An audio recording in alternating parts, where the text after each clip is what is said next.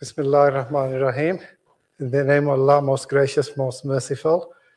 Can I just ask you a couple of questions? How many of you would like to do really well in your exams and get really high grades, get A stars? Put your hand up. How many don't want to get good grades in their exams? Got your hand up still? How many of you would like to learn twice as much in half of the time? Put your hand up. All the hands should be up, I think even parents included. So for the purpose of this presentation, I would like the parents to also pretend they are students and they're going to do their GCSEs and they're aiming also to get A stars. Is that okay? Thank you. So that would be, and participate in the exercises, yeah? Is that okay? Yes? Thank you. So welcome to this special seminar on how to get an A stars in your GCSEs. And what we're going to talk about is accelerated learning technologies. Okay? So how can we use accelerated learning technologies to learn more and get higher grades at school? So how many of you heard of accelerated learning? Anybody heard of accelerated learning? So not very many. So basically, at school or at college, at university, mostly you get taught the subjects. So if you're doing engineering, you'll get taught engineering. If you're doing chemistry, you'll get taught in chemistry. And same at school. You'll have a maths teacher teaching you maths. You'll have an English teacher teaching you English. Hardly anywhere do they teach you how to learn and how your brain works. And accelerated learning technologies are used to make more of your brain and use more of your brain. So there's a saying that most of us use only 10% of our brain. And I don't know if they can quantify that or not. It just means that we use only a small portion of our brain. If you could use more of your brain, you would be able to do a lot better. How many agree with that? Yeah, if you use more of your brain, you're going to do better in every field, okay, in every subject. And the aim of accelerated learning technology is to use more of your brain. So the premise of accelerated learning technologies is to participate. So if you just listen to something, very soon you'll forget it. So you forget more than 90% of things that you listen to. And if you see something, or you might remember it. And if you do something, then you understand it. Okay? So what you have to do is try to use all of your senses in order to learn efficiently. And that's the promise of accelerated learning technologies. Yeah? So you use more of your brain. Would you all like to use more of your brain? All of you? So I'm going to ask you a lot of questions. And the reason for asking you a lot of questions is so that you participate in the learning. If you sit there and listen passively, when you walk out, you'll hardly remember anything. So you need to participate. And if you participate, you will learn a lot more. Okay? So what we want to try to do in this, the outcomes of this seminar is to try to make you become A-star students and get fantastic grades. Secondly, to give you some examples of accelerated learning technologies that you will try out in this seminar and see how your brain really works. And then we want to develop a powerful memory. How many think you've got an excellent memory? Put your hand up. Well, a couple of people got excellent memories. How many think they've got a poor memory? Put your hand up. So you need to put your hands up because you've got to participate. Okay? Good? So you're not going to sit there, listen passively. You're going to all participate, including the parents. Yeah? And by participating, you make knowledge more part of yourself. Okay? So these objectives are our key objectives. So I want you to say now, read out loud, I am an A-star student and I get fantastic grades, all of you, including the parents. Repeat out loud, I'm an A-star student, and I get fantastic grades. I can't hear you, I'm a bit deaf. Come on, all of you. Thank you, well done. The next one is, I have a genius mind. As loud as possible. Don't slump on your chair, sit up straight. I've got a genius mind. I can do any subject. Fantastic. Thank you so much. Thank you. So just let me tell you a little bit about myself. Basically, at the moment, I'm working at the University of Lincoln. I'm a professor of nanoscience and director of enterprise. So I'm part of the senior management team at the University of Lincoln at the moment. I've written over 600 research papers, book chapters, articles, which is a lot in my field. And I've authored or edited over 25 books. And I've taught thousands of students, and I'm probably one of the few professors that have taught 5 or 6 year old children all the way to preparing them for 11 plus, all the way to A-levels, then BSc, MSc, and I've supervised over 80 PhD students to completion. And some of my students have gone on to be really, really successful. Some of them have gone on to become deans of their faculty, directors, chairs, senior managers in industry, dentists, pharmacists, optometrists, lawyers, doctors. How many would you like to become one of these highest positions in the future? Fantastic. Thank you. Now, it wasn't always like this. I grew up in Salford, and then later on, when I was at university, I lived in Cheetham Hill. And I had a lot of difficulty remembering things. So I could always understand topics, but when it came to tests and exams, I did really badly. And nobody could figure out why I was doing badly. And one of the reasons I did badly is that I didn't have any study skills, and I didn't remember a lot. So I remember once I came home and I got 12% in my maths exam. And I didn't tell my mum and dad, I didn't tell anybody. And one of my best friends, who was a couple of years older than me, he said, oh, what did you get? I said, oh, I did okay. He said, oh, tell me what you got. And I said, oh, sheepishly, I said, oh, I got 12%, and hiding my face away. And he says, how can you get 12% in your maths exam? Nobody gets that. If you did one question, you get more than 12%. How did you get 12%? I said, I don't know. I'm just not clever enough. I don't have the brains to do well in maths. So he told my dad, right, I'm going to take him away and I'm going to teach him how to study. So that time he used to live in Salford, and he took me to Salford Mosque. He said, right, we're going to stay in this mosque. We're going to do past paper questions. I'm going to teach you how to study. And he wasn't mean, he wasn't vicious, but he was straight, and he told me the truth. He said, you're never, ever going to get a bad grade like that again. I thought, I was a bit suspicious. Whole weekend we stayed in the mosque. We did past paper examples, we did memory techniques, we learned study skills. And when I went back the following week and did my test again, I got to 100%. So my belief system went from, I can't do this, I'm not clever enough, you need to be clever to do really well, to, if I study, I can do it. So your belief system needs to change. If you're going to get A stars, you have to think, I want to get A stars, so you have to have a strong desire and willing to put the effort in. Then you have to believe that I can get A stars, and then you have to be convinced you're going to get A stars. Okay? So basically, this is a model of some kind of model of the brain. So we have our left brain and we have our right brain. Okay? Our left brain is thinking analytically all the time. So our school, that's what they train, the analytical thinking. Then we have our right brain, which is the seat of creativity, imagination, intuition, insight, holistic thought, 3D forms. And what we're trying to do in this accelerated learning technology is to use more of our right brain. Okay? Left brain, you're going to be taught at school, at university, to reason logically, to understand information, to read information, to do calculations. That's what our left brain does. We want to balance the two out and use both sides of our brain.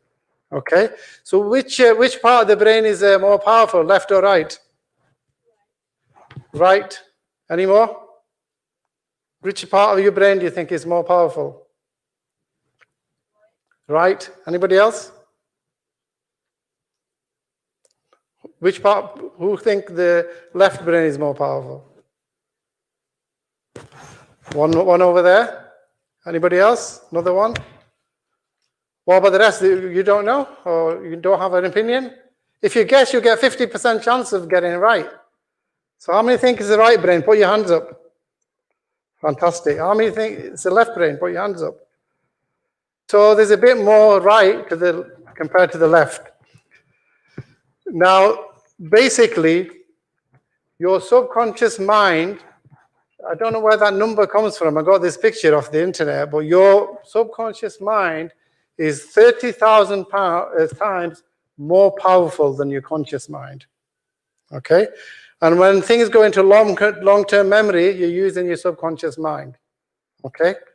So 30,000 times more powerful than your conscious mind. How many would like to use the subconscious mind more now, knowing that figure? There should be nobody should have their hand down. Yeah? Anybody don't want to use their brain? Okay, thank you. So this is another piece of information.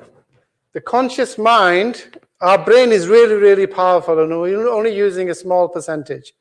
Our conscious mind only uses, it can process 2,000 bits of information per second. Yeah, that's our conscious mind. Our subconscious mind, on the other hand, can process, now, what's that? Is that for 400 billion or what's that? Or is it trillion? Who's good at mathematics? Put your hand up. Nobody? What's that? What's that number, Ali Mohammed? Shout out.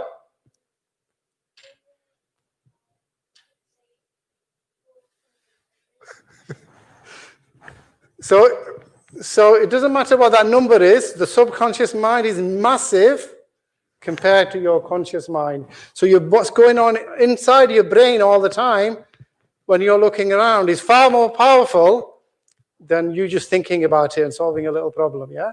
How do we access it? What technology do we use? Come on, everybody, what technologies?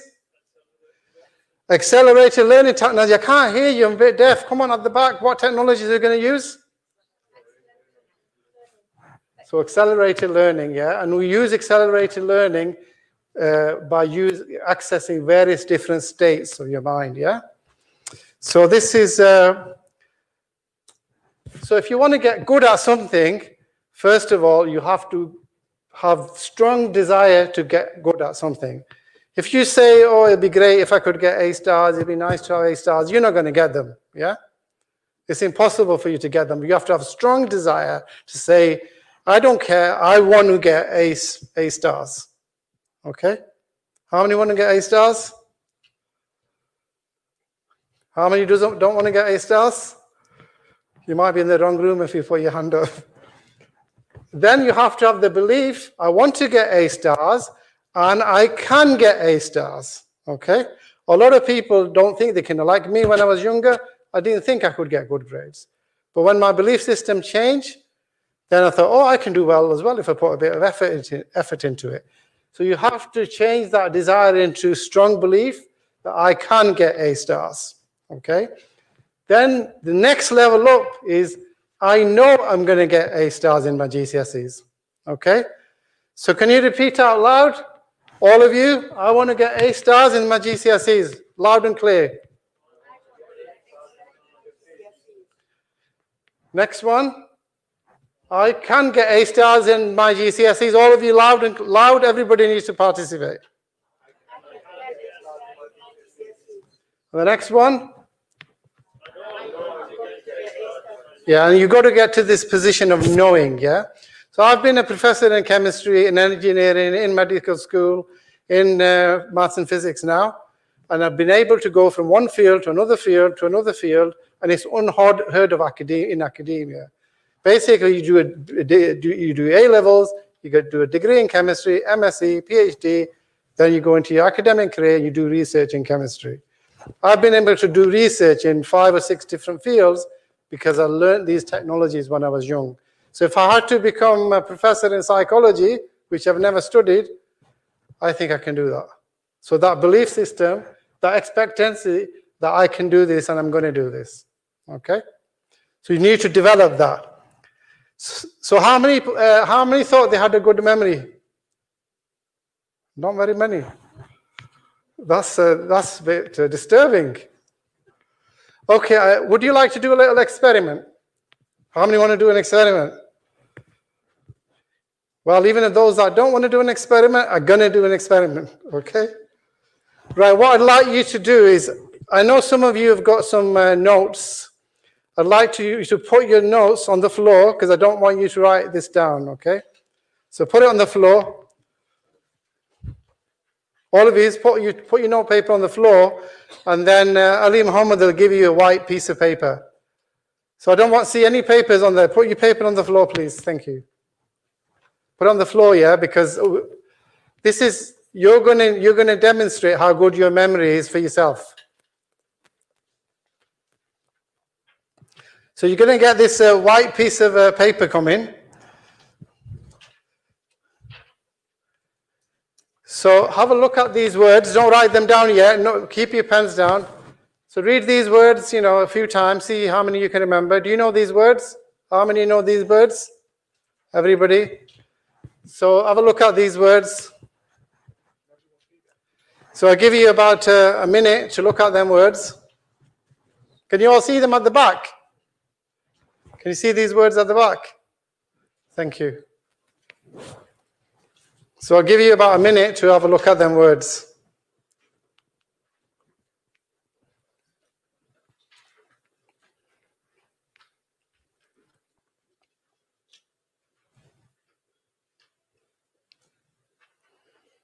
So 15 seconds gone. I think by the time Ali Muhammad goes around with the paper, a minute will be gone or 2 minutes will be gone.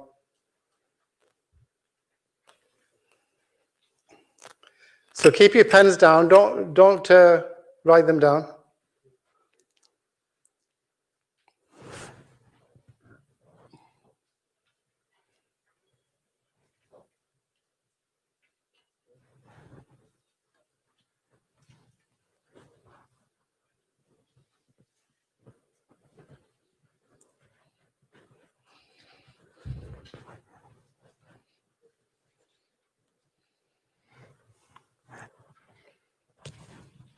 Has everybody got a piece of paper? Are you concentrating hard on these words? Concentrate, focus. Does anybody, do you all know all these words? Put your hand up if you know all the words. There's nothing there you don't know, yeah?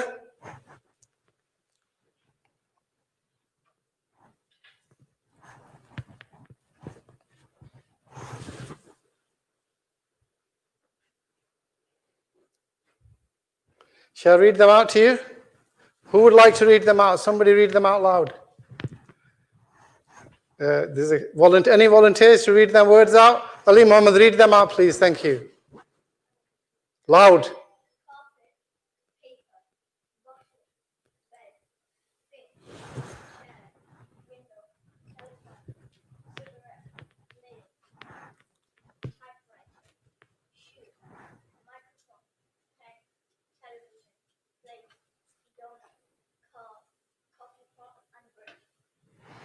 Thank you very much. That's great. Anybody else want to read them out loud? Put your hand up if you want to read them out. Can we have a female member read them out, please? Thank you.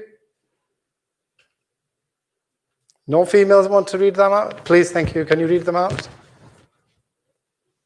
Do you want to, you can stand up and have, if you can't see them.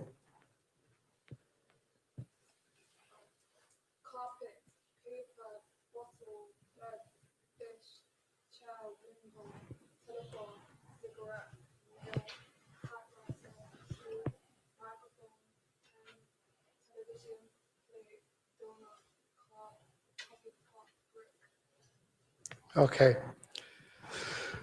Right, that's great, yeah? So you've read them out. So what technologies are we going to use here? What technology are we learning? Accelerated learning technology.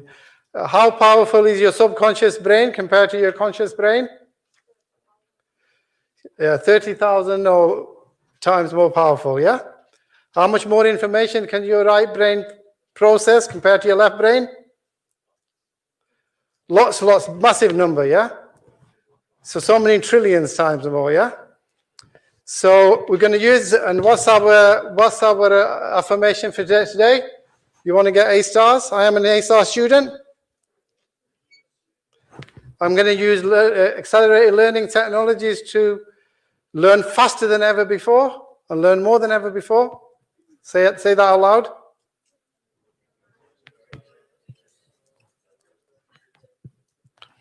Okay, so that was just a bit of a distraction for you, yeah?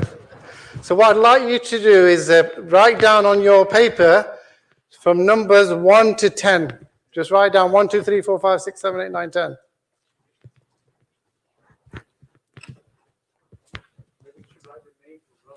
Yeah, write down your name on the sheet as well, because the sheet might disappear from your hands in a bit.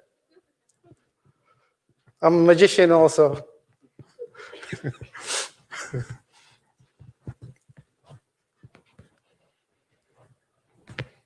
Put your name down and just put a list 1 to 20 all the way down.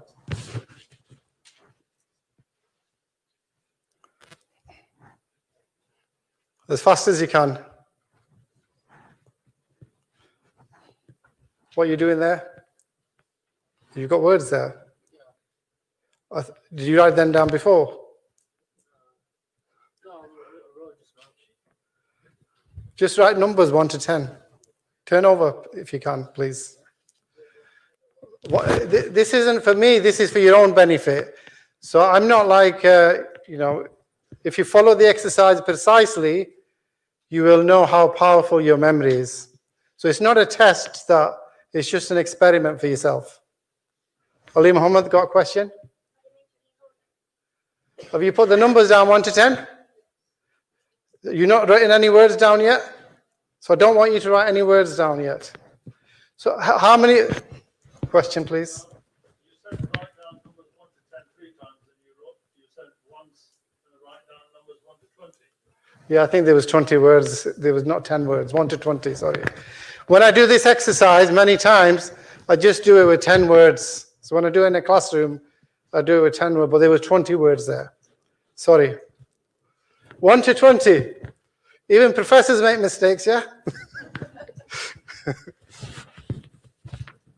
So how many have got written them numbers down? 1 to 20. All of you put your hands up. If you just sit listening passively, you're not going to learn anything. Okay, so now what I'd like you to do is write down all the words that you can remember in that order.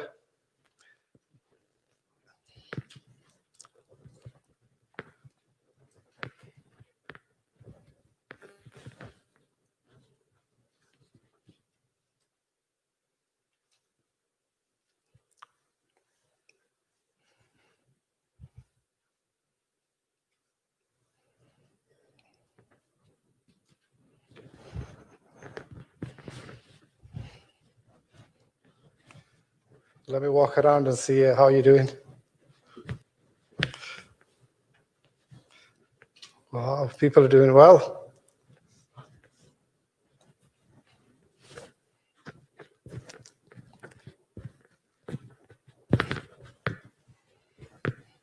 It's a competition between adults and their children. See who wins.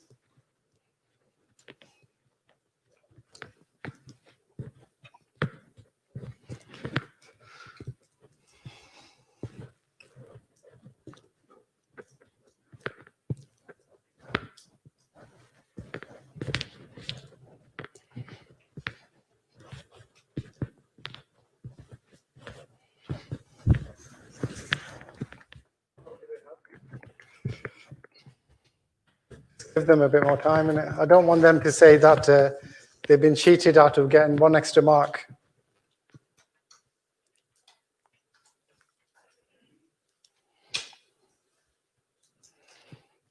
People are doing great. Maybe they don't need any help with memory techniques.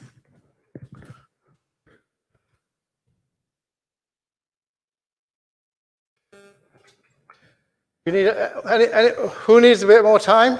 Put your hand up if you need a bit more time. So there's a couple of people. I'll give you another 15, 20 seconds.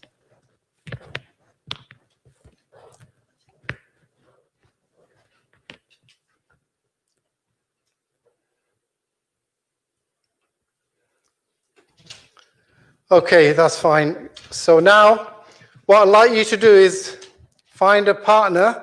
I don't want you to come together because obviously you're social distancing.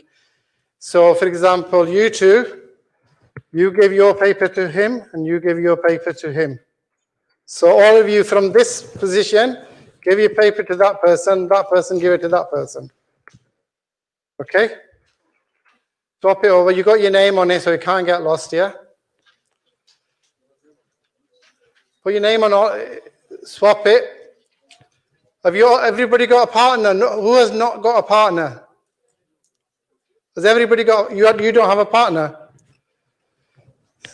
Dr. Nasser, have you got a partner? You have?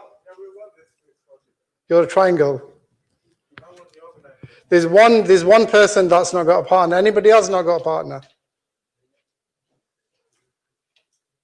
You can swap if you want to do that, yeah?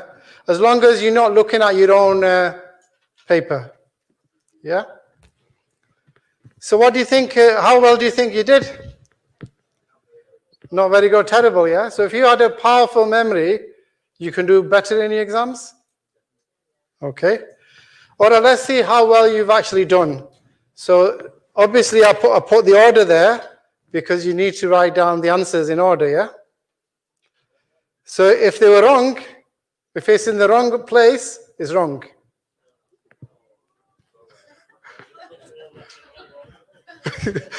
That's fine, you know, that's okay. It's not so this is what you should have done, something like that, yeah? And have your name on the paper. Would you like to know the answers? Okay, here are the answers. And so mark them, please. Can you mark them? They have to be in exactly the right order. If they're not in the right order, it's wrong.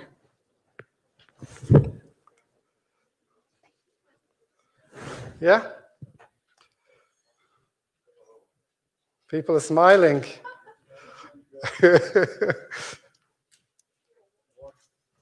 How many did you get? Okay.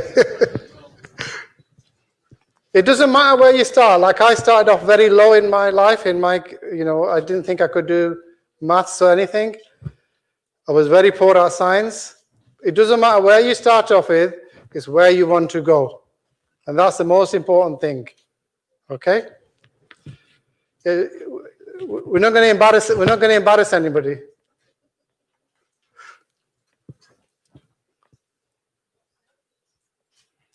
Have you all finished marking? Put your hand up if you finished marking. Most of it. Anybody need more time? So on the top of the sheet, put down what the score was.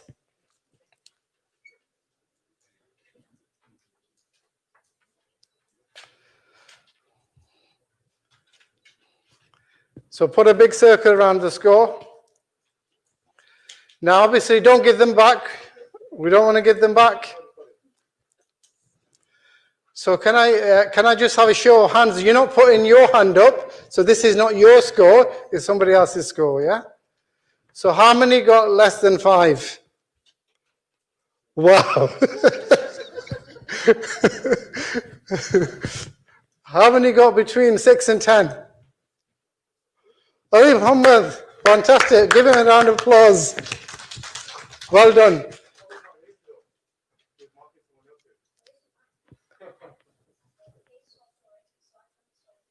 Is that yours or is that somebody else's? That's his score. There's a reason for that score. So how many would like to know how to improve your memory? And how many think if you improve your memory, you're going to do much better in your GCSEs? So everybody, yeah? So memory is a critical skill in learning, but it's also critical in your career as well. If you've got a poor memory, you're not going to do well in your career. So memory is one of the most important skills that you can learn in life. It'll be useful for your GCSEs, the A-levels, university, and also in your career. Okay? So we all know how we did. So most of them, I think about 90% of the people here got less than 5. Yeah? So keep that piece of paper. Don't swap, don't swap. So we know that. So even if once you've learned something, if you put 4, 5, 6 hours learning some information, how long do you think you can keep it? So if, say, for example, I gave you memorize all them words, yeah, you can get 20 out of 20 now. How long do you think you can retain it? How many? Any guesses? 1 day? Depends on the way you memorize it. Anybody else? 1 day? 2 days? 3 days? So a couple of hours? So basically, we can all forget information. So there is this curve called the forgetting curve. So basically, you got this isn't typical. This is just that's what the line goes for everybody. So you learn 100%, and very quickly it goes down, and then you forget most of it. Okay. So that's what you do. You revise really, really hard before your exams. You get a high grade in your exams. A few weeks later, you've forgotten what you revised. You go to the classroom, you learn something, you memorize it, and then a few days later, you've forgotten it all. Okay? So this is somebody else who's plotted his forgetting curve. So if you know 100% now, in maybe even 20 minutes, this person has forgotten more than 50% what they've memorized. So even if you memorize it, you're going to forget. And within a day, you're down to 10%. So that's if you memorize something within a day, you're going to forget most of it. That's where if you memorize the Holy Quran, you have to keep doing it again and again and again to retain it. But that's a miracle, remembering that. So I don't think this memory techniques is possibly, a gift from Allah. So let's talk about this. We'll come back to this exercise a little later on. You can get your notebooks now if you want and make some notes. Put that on the floor. Don't hand it back to the person.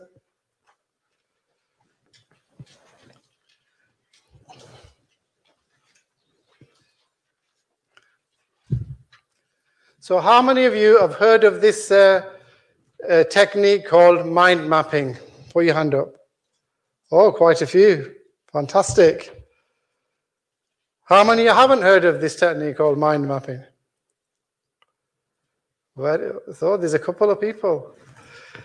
So mind mapping is another accelerated learning technique, as it was invented by Tony Buzan, and there's lots and lots of books on it, and there's different versions of mind mapping.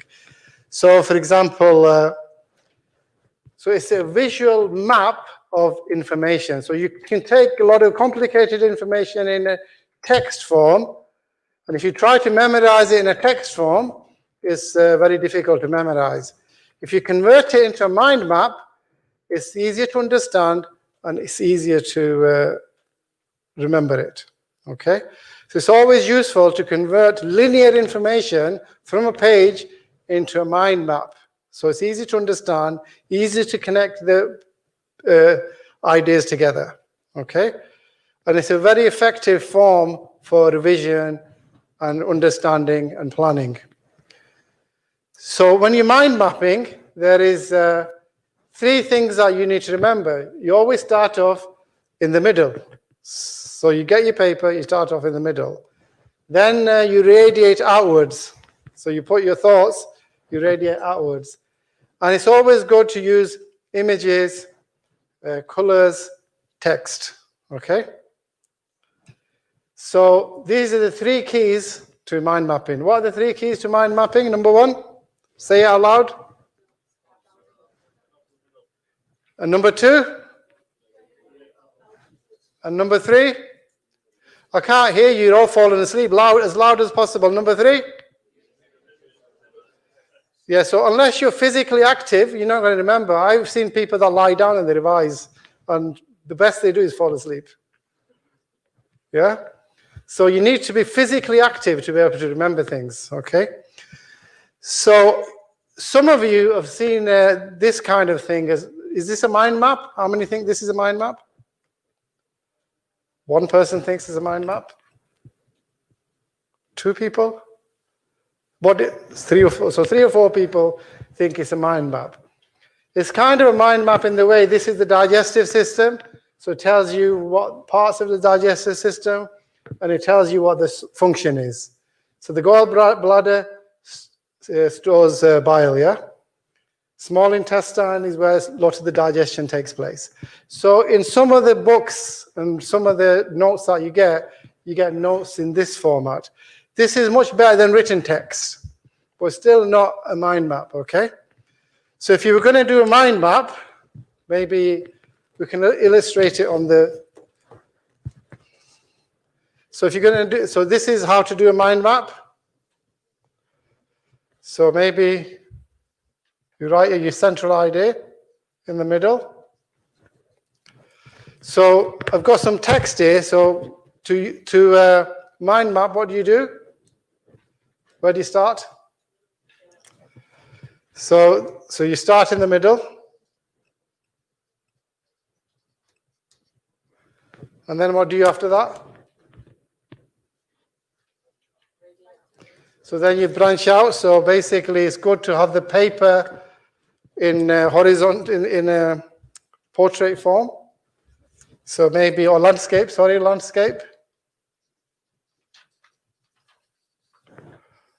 What else do? You radiate outwards. What else am I doing? So maybe I just write 1 word. 1 word on a branch, yeah? So what you do with the mind map, you start off in the middle, and then if I'm explaining in a sentence how to do a mind map, I'll have quite 3 or 4 sentences there. But I've converted these 3 or 4 sentences into how many words? 4 words. So I've condensed 3 or 4 sentences into 4 words. If I need to memorize 4 words, it's a lot easier than memorizing all the words in a sentence. Okay? So this is what you do with mind map. You branch out, so there'll be more branches. And if you use colors or if you use images, you're kind of branching out. And then you can branch out even further. So all these ideas, they connect back to the central idea. Okay? So all these ideas connect back to the central ideas. And then you might have more. Now, I've used mind maps to actually plan my books. I've used mind maps for research. I've used mind maps for learning. I've been using them all the time. So this is an example of a mind map. So what we've done here is how to mind map is basically, if you look at this one here, so this is the sentence, and this is how you represent it on a mind map. So you start off with a piece of paper, blank piece of paper. It's good to have a landscape. You start at the center, and that's represents the first bit. The second one represents these. You use images, colors, words. It's good to print. Use single words, and you use keywords. There's no point using words that don't remind you. There's no point using the, and, therefore. These words are useless in terms of memory. So then you carry on the structure. It's got to be clear. There's links between one idea to the other. They radiate from the center. There's a hierarchy. The style, you have to make it fun, make it personal, make it as beautiful as you can. And the lines need to connect with each other. So they start thicker at the center, and they get thinner and thinner. So people have planned stories and plays, and they got mind maps of biology and chemistry and physics and all kind of history, all kind of subjects. So mind map is a very powerful technology for accelerated learning. How many agree with that? Any people agree with that? How many people are going to use mind maps from now on? How many know how to do mind maps? It's a very simple technique, but it's very, very powerful. So what do you think the advantages of mind maps are?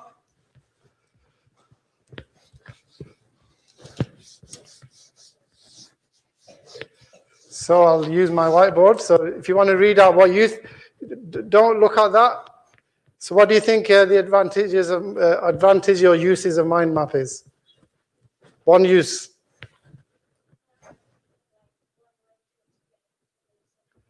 So you're kind of easy to explain things. Any more? Easy to remember? I know you know what, don't worry about my writing, yeah? So you don't need to write this down. Condenses the information. Condenses info. Organizes the information. Looks.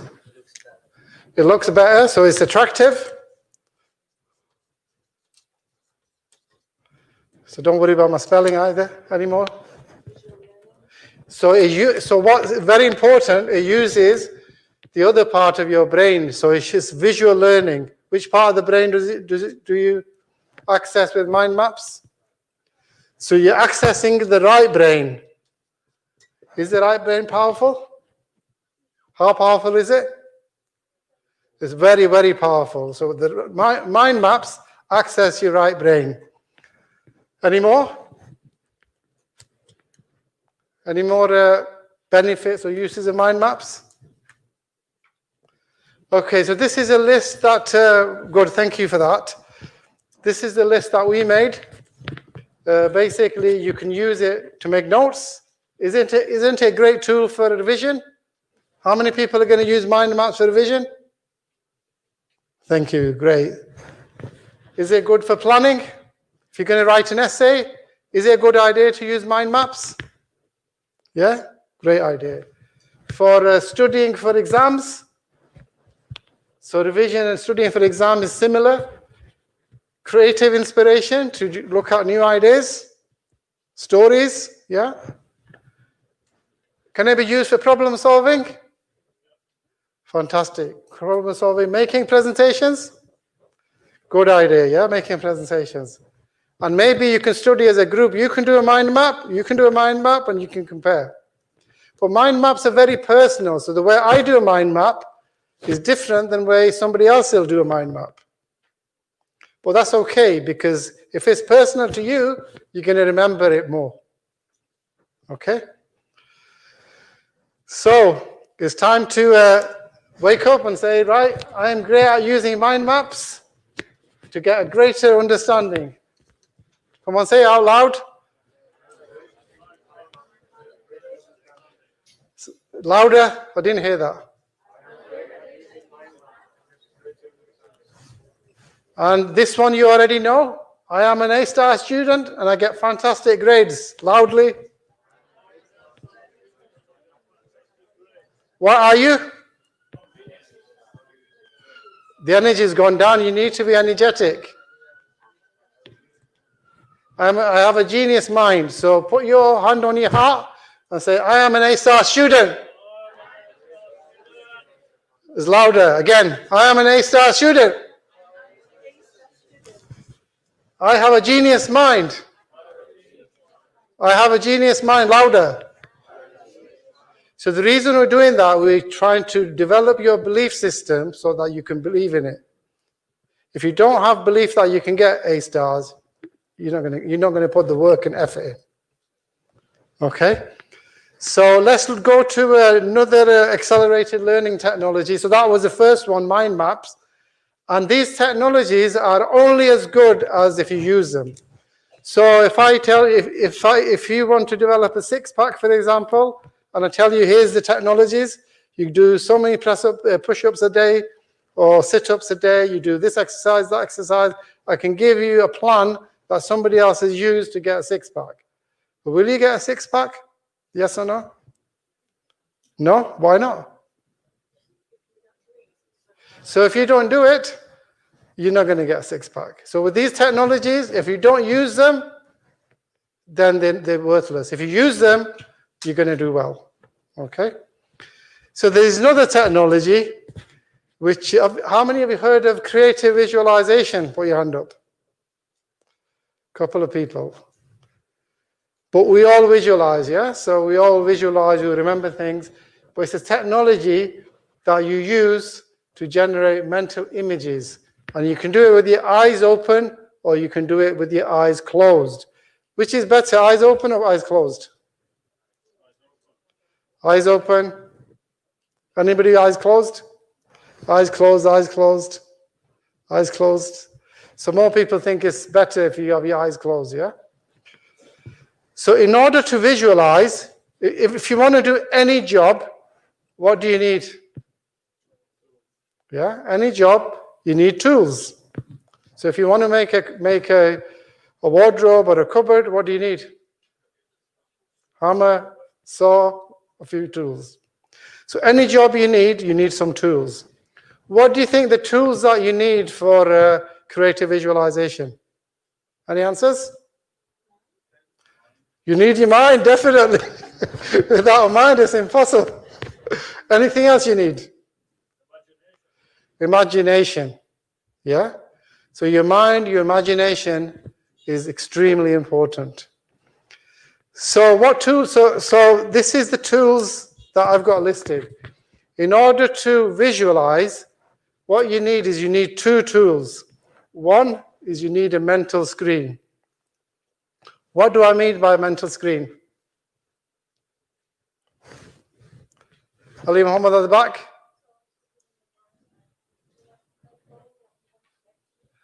Yeah, so you need somewhere where you can project your images, and you need to project your goals, what you want to achieve, what you want to learn. So you need a mental screen. It's not good to have the image inside your brain. It's better to have it so you're watching it. So like if you watch, say if you're in a cinema or you're in a theater and you can see the stage or you can see the screen, or you're at home and you've got a big TV. So it's best to have a screen, or it might be a screen like this. And what you do is you project images onto that screen. Okay? And it's your screen, it's up to you how you project the images. You're the director, you're the star, you're the producer, you've got total control over the, if it's an image, over the brightness and the contrast and the colors. Your brain has got total control. Okay? Any questions? Please. I'm not sure. Do we have a face, a blank face, somewhere that we can project? So it's best to see it in front of you. So it could be like this white screen.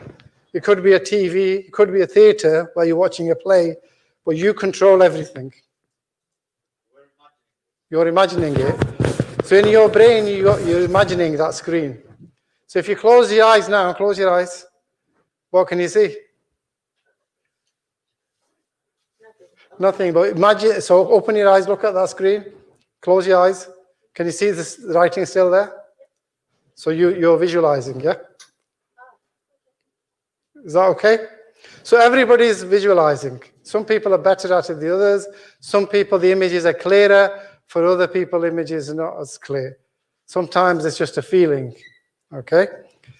So what I'm going to do is, there is lots of different methods of trying to remember better, okay? There may be a dozen different methods, and sometimes the same method has different names, okay? So what I'm going to teach you is what is known as the link method, okay? And sometimes it's called the chain method.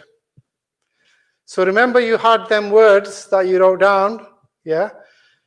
And obviously a majority of you didn't do really well, yeah? Very few people did really well. It doesn't mean that, you got a bad memory. All it means there's a difference between a trained memory and an untrained memory. So if you train your memory, you can do a lot better. How many think they can do a lot better with trained memories? Everybody? Thank you. So this is the rule. So what we're going to do is, obviously, the first link in the chain, let me go backwards. How do I go back? Anyway, you remember the chain. So the first link in the chain is the first word. Then you have to link it to the second word. Then you link it to the third word. Then you link it to the fourth word. And what do you link the fourth word to? Fifth word. What do you link the fifth word to? Sixth word. What do you link the sixth one? And you're going to link them all together like a chain from 1 to 20. Okay? Now, people can remember digits, like long digits, maybe so many, much bigger than a telephone number. And what they're really doing, they're linking, they're converting these numbers into words, and they're linking them together so they can remember long numbers. It doesn't mean their memory is better than yours. All it means they're using a system. How many want to use the system? Okay. So the first tool was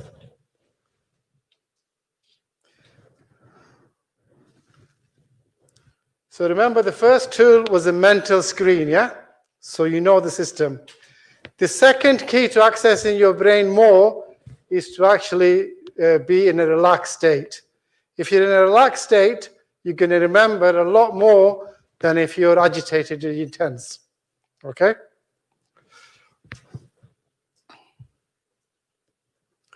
So these are the rules when you're linking them together. Number one, you have to picture the items out of proportion. You have to picture them big. Yeah? So it's no point having a little image, you know, on that screen. You have to have it big. Yeah? If it's multicolor, if it's in action, it's good. Secondly, it has to be in action. It can't be just like a picture on the screen. Yeah?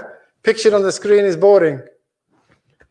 Then what you got to exaggerate is think of the images as bigger and think of many. Instead of one cigarette, you think of hundreds of cigarettes, yeah? Then you got to substitute one item for another item, yeah? So these are the rules, yeah? So what's rule number one? Read it out loud. So picture picture items out of proportion. Rule number two out loud. Fantastic. Picture items in action wherever possible. Rule number three. Rule number four. Okay, well, so they're the 4 rules you need to practice now. So the key to memory is obviously, if you're going to remember anything, if you want to remember anything new, you need to associate with something that you already know. Okay?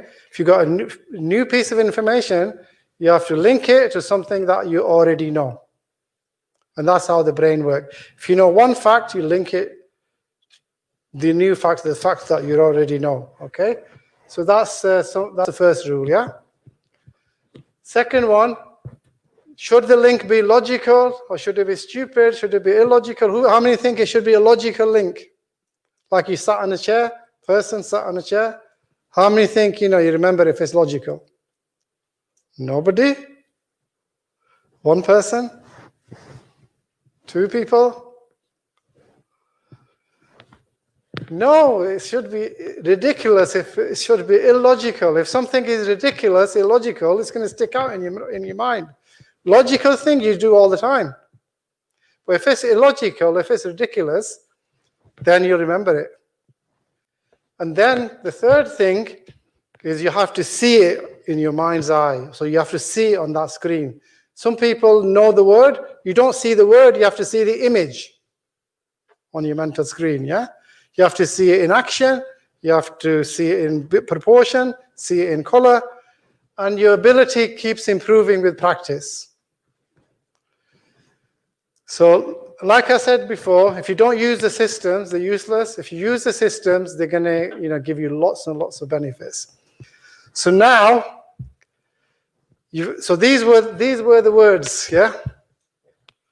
So how do we do this now, these words? Okay, so you don't need to, please don't write these down because you're gonna visualize and try to remember yourself, yeah?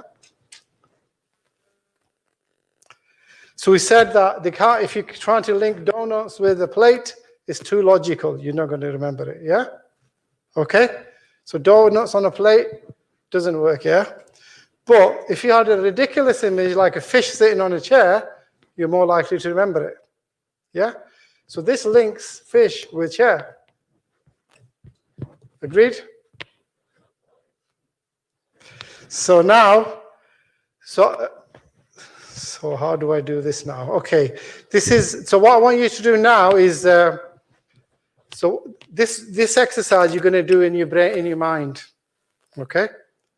And in order to do it in your mind, it's more effective when you're relaxed.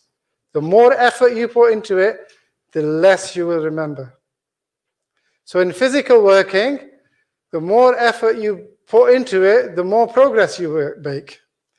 In mental working, the less effort you put in, the more progress you're going to make. So what we need to do is we need to do this in a relaxed state, okay? So what you need, when we're going to do it with your eyes closed in a comfortable position, yeah? You don't need to try to do anything. You just visualize the images on your mental screen, yeah? You don't need to put any effort in.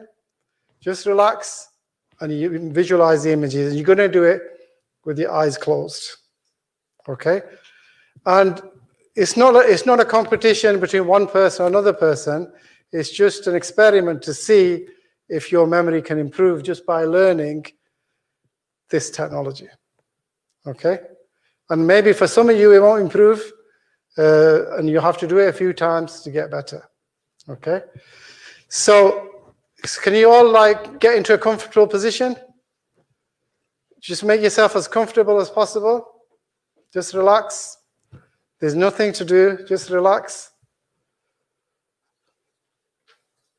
So look up slightly. So don't relax like that. You might fall asleep, or look up as if you're looking at the screen as well. But relax, yeah. Close your eyes.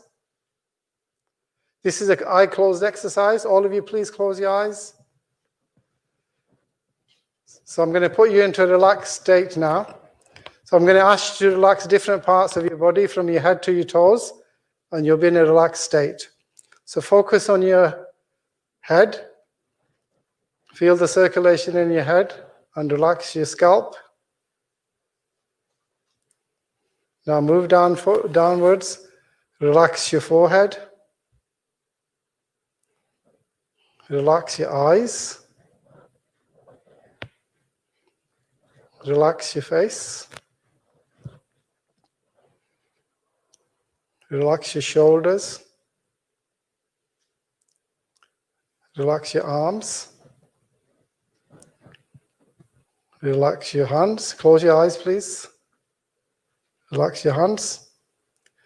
Relax your chest externally and internally. All your organs are functioning in a perfectly healthy manner. Relax your abdomen. Relax your pelvis area. Relax your thighs. Feel the circulation in your thighs and they just relax completely. Relax your calves. Relax your feet. It's a wonderful feeling to be deeply relaxed. It's a very healthy state of being. It's a very happy state of being. Put a smile on your face. It feels wonderful to be relaxed. Put a smile on your face. You're now completely relaxed. So what I want you to do in your mind's eye, see a carpet on your mental screen. With your eyes closed, raise your hand if you can see a carpet on your mental screen. Good, thank you. Imagine writing on a carpet. Instead of writing on paper, you're writing on a carpet. Imagine yourself writing on a carpet in your mental screen. Maybe if you're a child and you're writing, your mother's going to kill you. So write on the carpet. Next, you know what. So you know about the paper. Instead of writing on. So imagine in your mind's eye,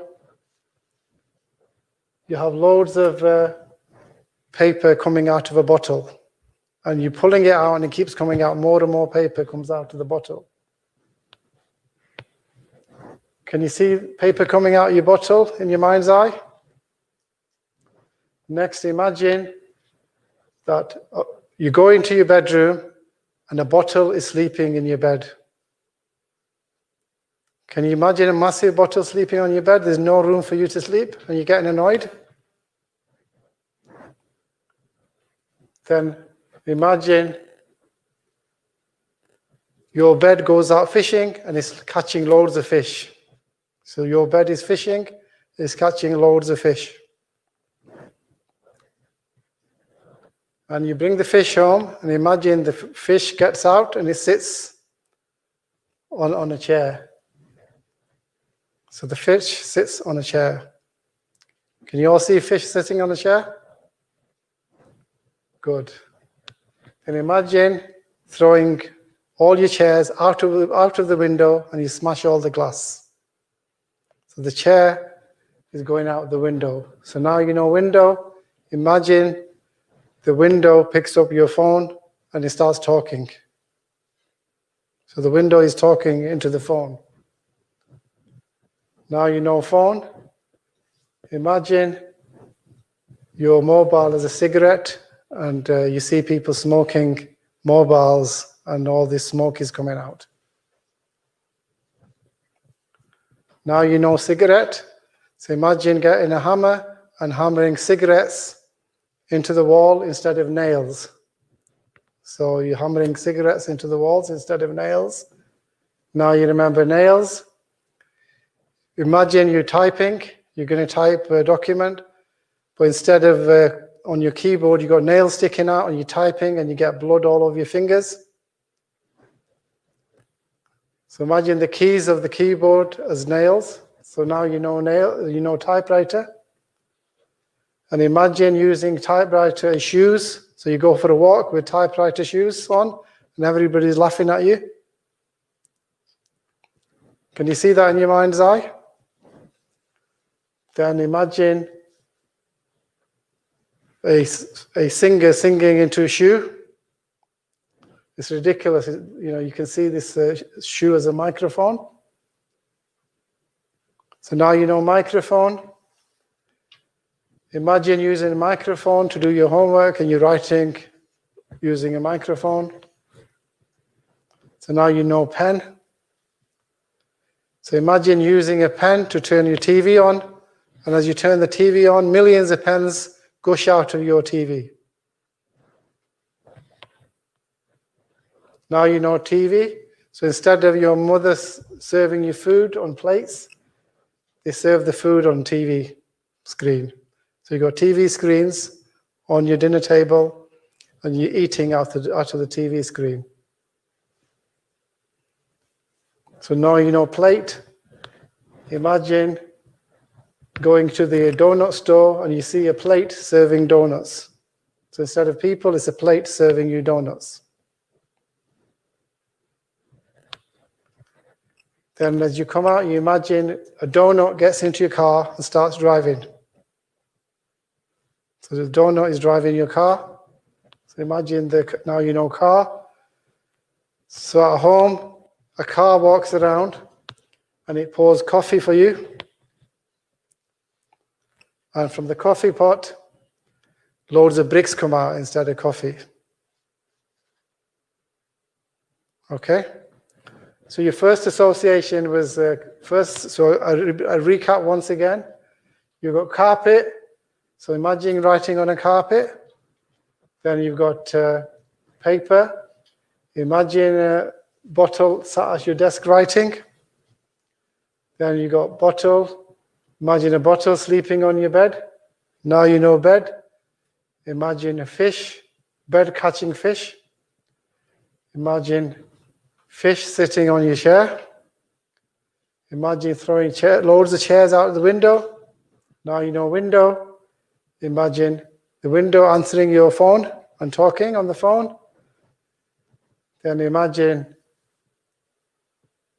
somebody smoking their telephone as a cigarette and smoke is coming out of the telephone.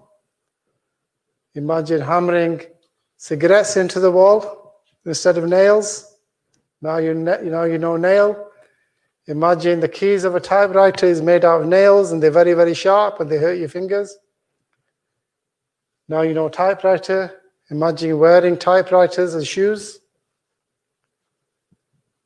And now imagine no shoe. Imagine singing into a microphone, singing into a shoe instead of a microphone. Now you know microphone. Do your homework with a microphone. Now you know pen. Switch your TV on with a pen and millions of pens come out of the TV. Imagine serving dinner on a TV instead of a plate. And imagine, now you know donut. Imagine a plate serving donuts. And now imagine a donut driving your car. Now imagine car serving you coffee. And imagine from the coffee pot, loads of bricks come out. Now you can open your eyes. Did you find that hard? Anybody find that really hard? One person? Anybody enjoy this exercise? Everybody enjoyed it? Was it a lot of effort? It was simple, wasn't it? You didn't have to do anything. Do you think you remember more of what you've done or less? So it wouldn't be fair if I didn't give you a gap in the middle, yeah? Because last time I distracted you, yeah? So how many people know who this guy is? So how many people know this guy? So almost everybody. Who is it? It's Albert Einstein, yeah? So Albert Einstein, when he was younger, when he was at school, he was a very poor student. And even his PhD, when he was gone for exams, they said, oh, this isn't worth a PhD. And now he's known to be one of the brightest people ever lived. And one of his most famous saying is, imagination is more powerful than knowledge. What is imagination? Come on, bit of energy. Yeah, say that again loud. Wake up now. You're not sleeping. You're not relaxing now. Imagination is what? Imagination is more powerful than knowledge. So that's what Albert Einstein did. So we talked about this forgetting curve before. So this was the forgetting curve. So what happens is you forget very, very easily. Now, if you do something once, you forget very easily. But if you do it again, your knowledge goes back up, and then you forget a bit more slowly. Then if you go up again, it goes up slowly. And if you do it again, so it means if you keep repeating, your memory gets better and better and better. Okay? So if you want to get good at remembering things, what do you need to do? Come on. Repetition. So there's a saying, repetition is a mother of skill. If you want to develop any skill, you do it again, again, and again, and again. Okay? So this curve here is known as why you need to revise. So for example, this is the learning curve, the green one. So you're learning, and this is the forgetting curve. So you forget until you hardly know anything. So if, as you're forgetting, and you revise, which is pretty quickly, there's lots of sharp drop here within maybe half an hour, or maybe within a day. So you revise, okay? So when you revise, your knowledge goes back up, then it's going to decay again, then you have to revise again. Then your knowledge goes up again, it decays, then you revise again. Knowledge goes up and decays. A lot of people think revision is you go to your classes, you make your notes, you do your homework, and then before the exam you revise. How many think that's a good idea? Nobody. That's good. How many think it's a bad idea? All of you. So if you want to, when you revise just before the exam, it's like you learning for the first time. So you're going to learn it, it's going to crash again. So what you have to do is you need to space out your revision. And when you space out your revision properly, it's a lot less effort and you'll do a lot better. Okay? How about if you have lots of things to revise and then you think that you don't have enough time to do it because with homework, with everything else to do. So how you space out? Right, so this spaced revision works in the sense that, so when you first learn something, you're going to forget it, yeah? So very next day, you have to learn it, okay? So the question is, how do you space things out, yeah, for everybody? So what you do is you learn something, you know you're going to forget it, so next day, you should revise it, okay? So then the curve goes up again. Then you'll retain that for a lot longer. So then maybe a few more days, you revise it. And then you retain it. Then after a week, you revise it. Then you'll remember it for a month. And then after a month, you revise it. Then that month, you remember it for 3 months. And then it's into your long-term memory. One look at it, you will know it. So the key is to get the information from your short-term memory into your long-term memory. Now, so here it's good to revise there because down, but maybe you can revise it after a day and you forgot most of it, but you can still bring it back up. When you revise it, you bring it back up very quickly compared to this learning curve is steeper. If you revise it for the 4th time, it goes up very quickly, so you learn it a lot quicker. So now, things I've learned years and years ago, I can just look at the page and I know it because it's in my long-term memory. And the key is to get the information into your long-term memory. Okay? So on this courses that we do, we teach you how to do your own timetable because everybody is different. Now, you might think this is a lot of work, yeah, but it's a lot less work than if you leave it. Okay? So what we'll do in some of our courses, we'll tell you how to create a revision timetable, yeah? And space it properly so you can know more of it. And the more you've got in your memory, the more you can learn. So if you've got one piece of information, you will learn another piece of information. If you've got 2 pieces of information, you got 4. So it goes up exponentially. The more you know, the more you can learn. Yeah? So are you ready for another round?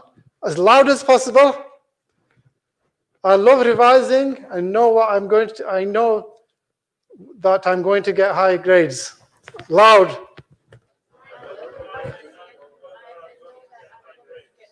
Say it again. That wasn't good, that. Come on.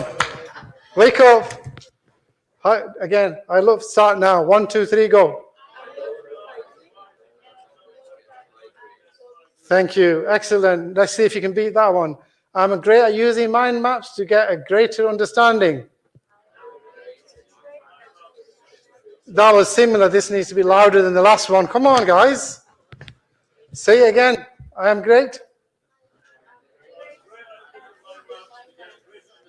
Now, this one should be the loudest of the lot. Come on. I am an A-star student.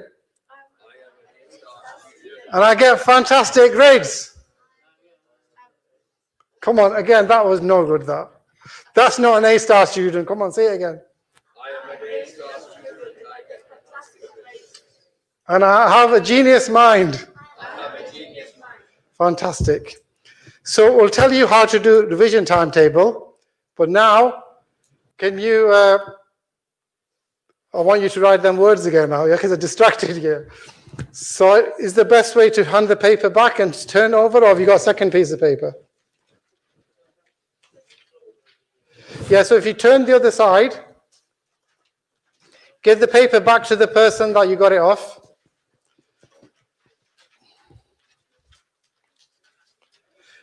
Have you all got your papers back? Put your hands up. Fantastic. So now number them 1 to 20. Just number 1 to 20.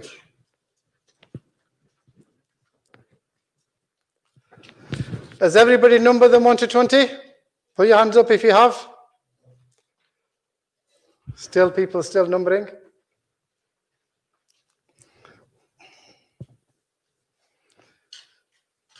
Have you all numbered 1 to 20? Fantastic, thank you. So what I want you to do now is just relax, close your eyes, and then open your eyes to write the first one. Then close your eyes, visualize the image again, write the second one, third one, fourth one, and go all the way to 20. If you close your eyes, you remember it better because that's how you learnt it.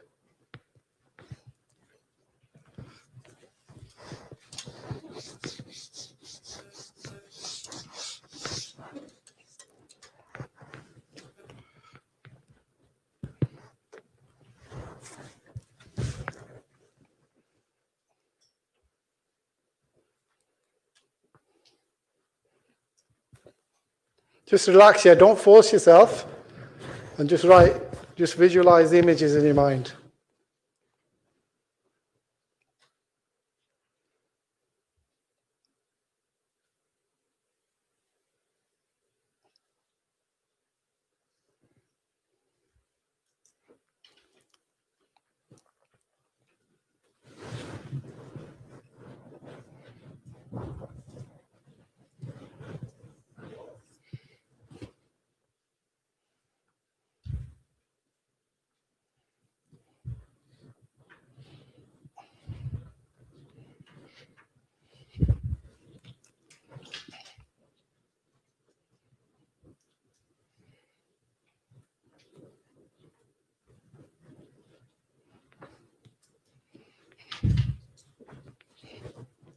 Just relax, yeah, carry on.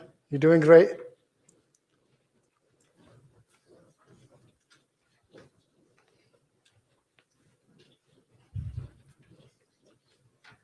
Yes.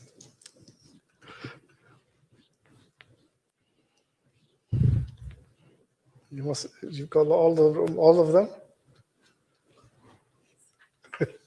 Just visualize the pictures.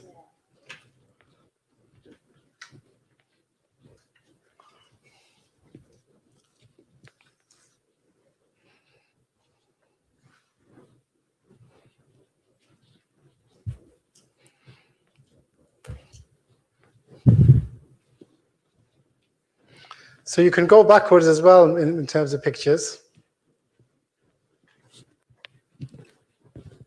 Have you finished?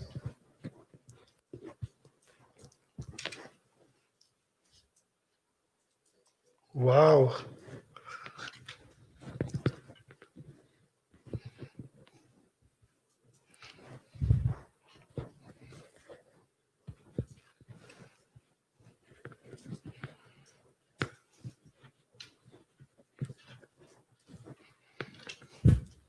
So you have to visualize the car and what's happening to the car.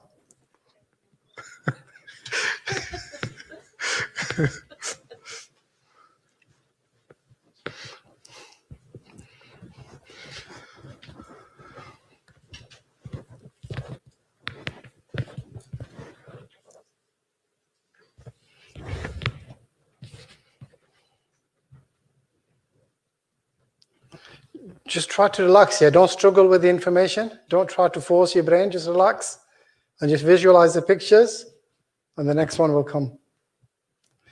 If you force yourself, it's hard to remember it. If you relax, the images are more likely to come.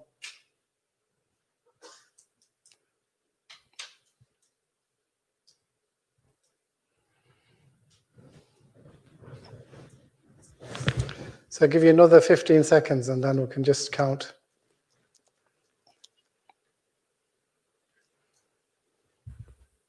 Anybody need more time? Put your hand up if you need more time. I'll give you another 10 seconds.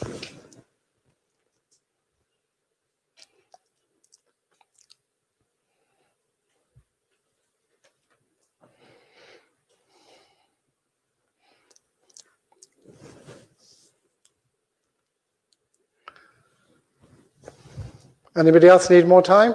Put your hand up if you still need time. How old are you? Are you doing your GCSEs?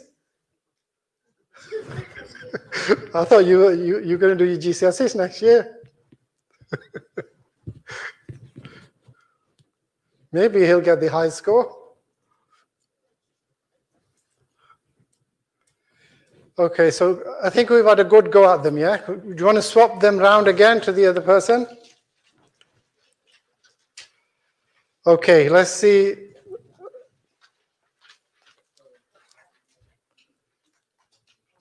Okay, let me give you, would you like to know the answers?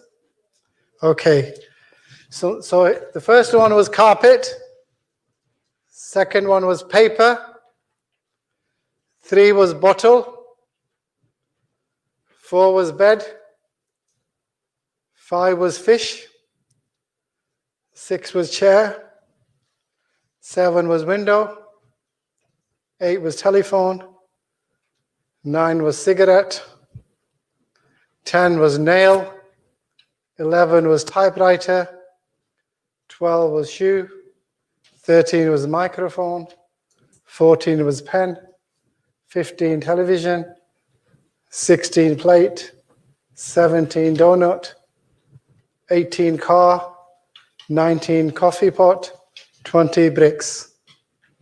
Have you all marked them now? All of you? Okay, let me ask you the questions again then. Put the score at the top.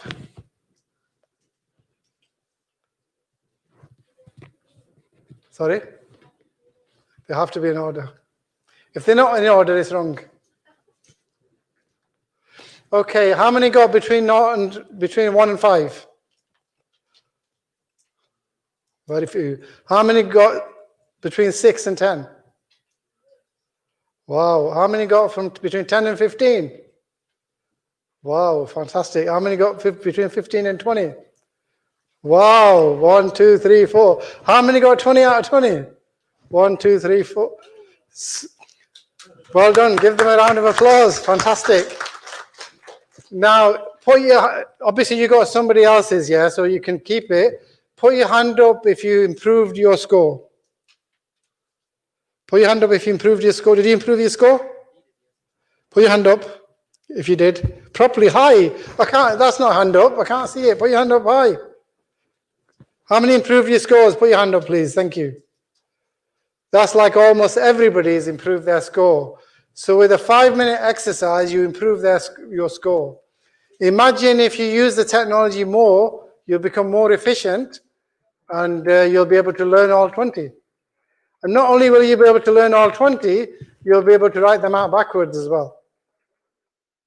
So it's a powerful technology you can apply to all your subjects. Biology, chemistry, physics, history, geography, English, whatever. Okay? So you all did much better. Now this is a curve that I drew. You can see I drew it by hand. So this is the percentage knowledge, and this is around about 100%. Very quickly, you forget most of it. Yeah? You forget most of it. And when you're learning by repetition again and again and again, what happens is you learn slowly. But if you use accelerated learning, what happens? You learn a lot quicker. And also, if you do your spaced revision and stuff, you'll retain the knowledge, so you're not going to forget anything. So that was all about accelerated learnings. Yeah? So what were the benefits of accelerated learning? First benefit? Any volunteers? You learn a lot faster. Second benefit? You remember more. Third benefit? Anybody? It helps you with your revision. Fourth benefit? Anybody else? Only 3? So this is the benefits I've added. There's hundreds of benefits. You remember a lot more in half the time. You retain information. You can revise a lot better. You can understand more clearly. It's great for examinations. And you overcome exam nerves when you know the information. And you're more creative in answering questions. Okay? So, back again now. Now, I don't want you to fall asleep now. Say this out loud. I use accelerated learning technology to learn more and faster.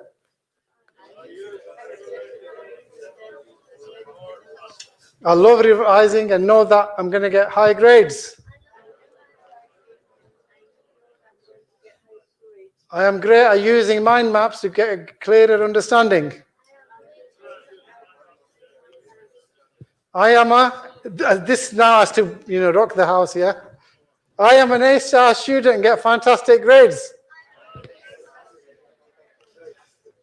And I have a genius mind. Fantastic, thank you. Has anybody got any questions? No questions? I must have been perfectly clear in my presentation. Okay, what I want to do is, basically what we do is, we offer lots of different courses. So we offer chemistry, biology, physics, maths, and there'll be business studies and other courses coming up. We've got YPS Young Professional Society membership, Young Writers Club, Speakers Club, and mentoring sessions. So the cost of all these courses are normal prices. These are the normal prices. So it comes to almost, for the whole thing, £1,800. So what we're doing, a special offer for Guidance Sub, is this is the first time we've done it at Guidance Sub. We're going to give you all a 50% discount. So obviously 50% discount is this.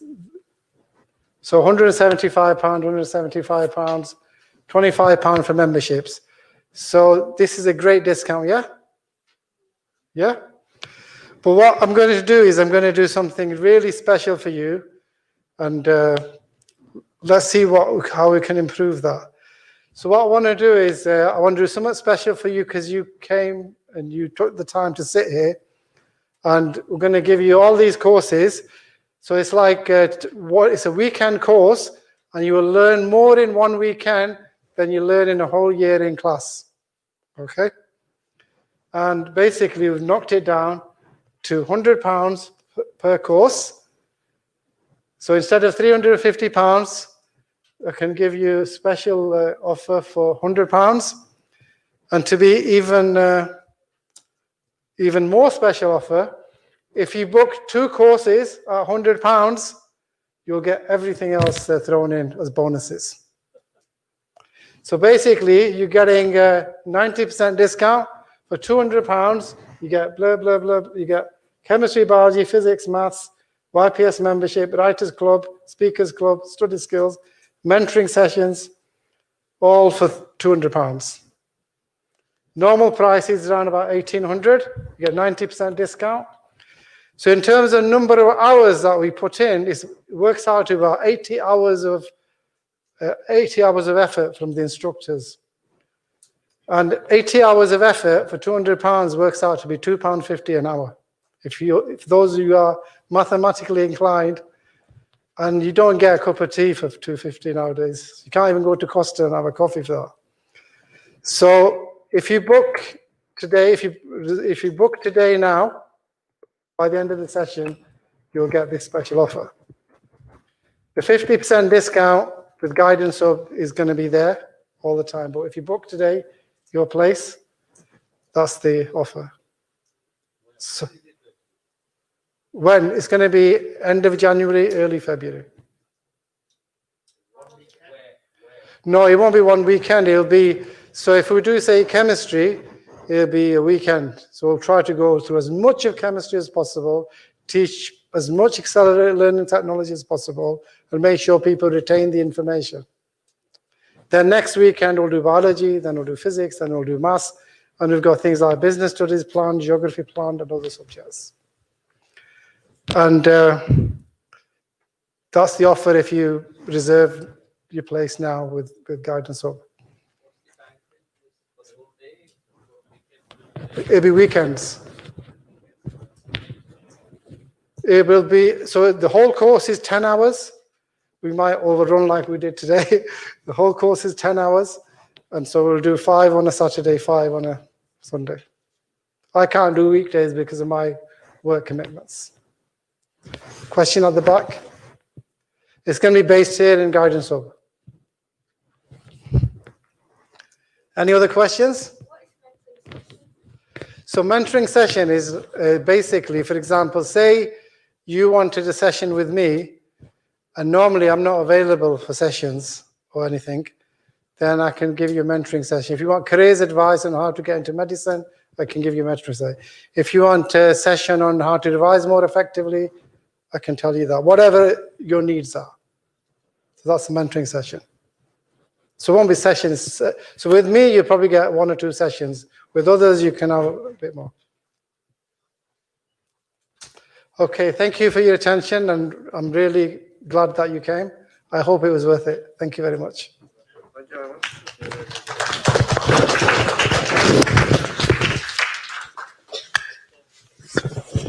Jazakallah, Professor Ahmed. Thank you very much for your attention. I don't know, with the time-wise, we've gone over, haven't we? We need to be finishing? Yeah. I think it's very, very important that what Professor Ahmed, he showed this forgetting curve map, which is very, very, very powerful, I think. I mean, we can see that in terms of retaining information with time, it sort of goes down. And then you've got the learning curve, and with accelerated sort of learning, you're able to actually retain a lot of the stuff that you've learned. And it's I thought that was quite one of the highlights, that graph, which actually shows clearly the importance of accelerated learning. Now, it's very, very interesting that Professor Ahmed, he mentioned he went through about three different techniques. So he spoke about mind mapping, yes. Also, he spoke about creative visualization, visualizing things, and this spaced repetition. And we see that from the spaced repetition, how that improves your learning efficiency. And creative visualization is a very, very powerful technique. Yeah. And there was, Walt Disney, Mr. Walt Disney, when he was planning this Disney World, there was, he was sort of planning, and then before it was actually completed, he actually died, he passed away, And then when this Disney World in Florida, who's been to Disneyland in the States? Anybody's been? No? You've been? Yeah. So once it was completed, but by then he had passed away. And then people were sort of saying that, if Mr. Walt Disney was around, he would actually see his dream. He would see that. And then at that point, his brother sort of said that, he's already seen it before it was, before we were started. So which goes to show that there was a creative visualization. He had visualized things. So it's a very, very powerful technique, creative visualization. And I'm sure, you people, most of you have sort of improved on the exercise, the experiment, shall we say, as Professor Ahmed said, that, and even myself, Professor Ahmed mentioned that he supervised about 86 PhD students, and I'm one of his PhD students as well. I was one of it. And I remember that when I was young, studying GCSE, he's told me when I was learning these elements, the periodic table, I still remember a story. And one of them was that when, imagine sort of going to work, instead of going in a car, you go on a cricket bat. And I still remember that, and it's like 30, 35 years on now. So it's amazing it works. You just need a bit of sort of, just need to sort of focus a bit and give it a bit of time, and creative visualization and all these things. And as Professor Ahmed mentioned that, we do have these courses. And Professor Ahmed, one of the things he's not mentioned is that as well as being a professor and doing these things, he's also actually owned in the past his own Kip McGrath tuition center and other sort of colleges as well, where he's specialized in teaching, helping youngsters with GCSE and A-level stuff. So that thing, courses, I don't know, Fraz, where people wanted to sign up, they could sort of see you or so. Yeah, in the other room, there will be registration place there. I don't know whether we have time just to show a slide or so on the Young Professional Society, because Sister was asking about what we do and what we're about. Let me just quickly...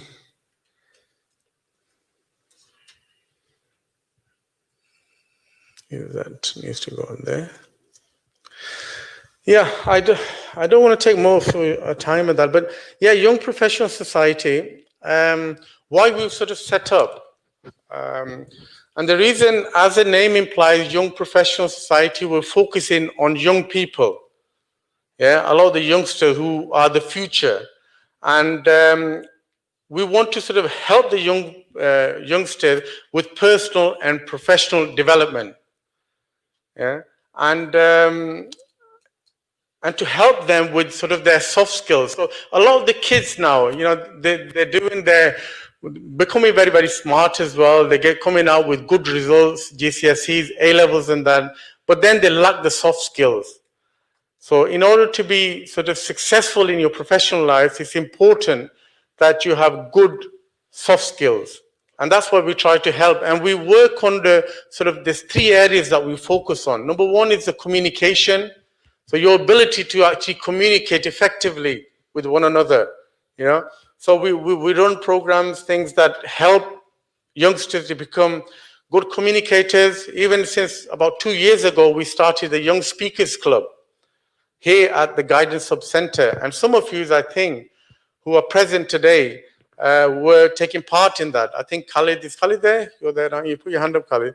Yeah, he was one of them. And we still have speakers clubs now, and there's youngsters are becoming more confident in themselves, in speaking, in public speaking. Second one is the leadership. Yeah, trying to help youngsters to become the future leaders. Yeah, and so for a leader, you need to have good communication skill. So that's one of the things is leadership, and then innovation. So these are the three pillars that we work under. And just to sort of give you an overview of the sort of things that we do, because it's a society, it's kind of a learned society focusing on the young people, we have membership so that people can sort of become attached to the society. We run some skill clubs, writers club, speakers club, debating club, so that youngsters become better at debating. We will run some courses on leadership, on public speaking, and all sorts.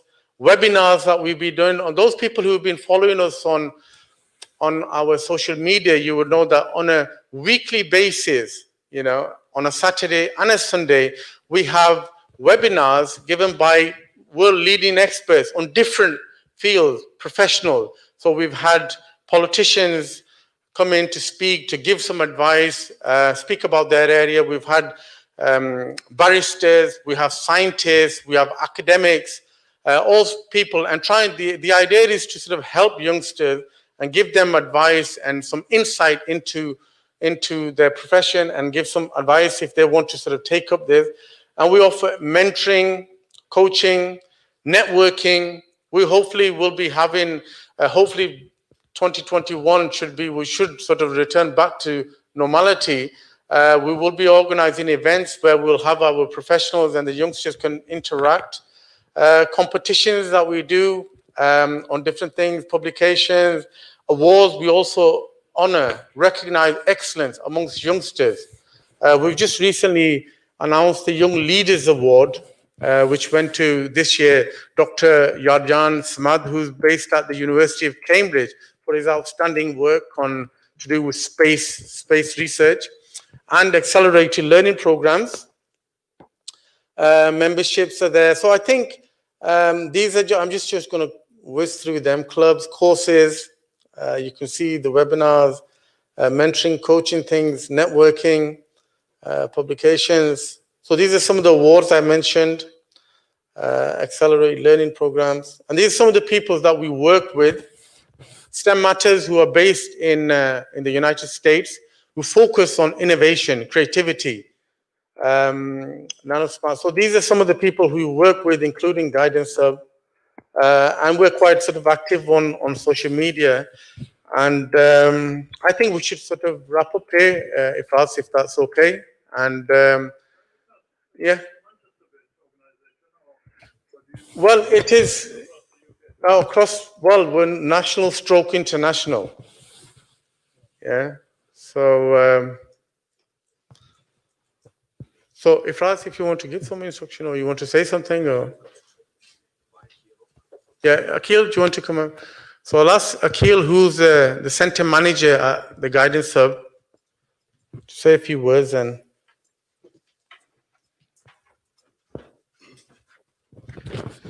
Assalamu alaikum. Just very briefly from me, I hope everybody enjoyed the event today.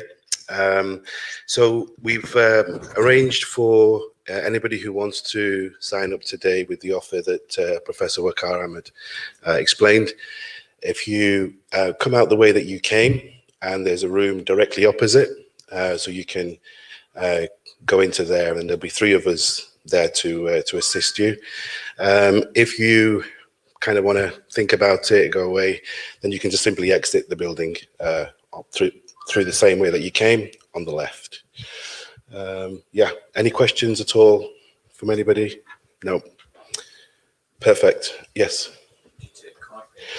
Yeah, so we do have a card payment system, so we can take card or cash, whichever is convenient for you. Okay, brilliant. Yeah, excellent. Okay, thank you very much for today. Thank you.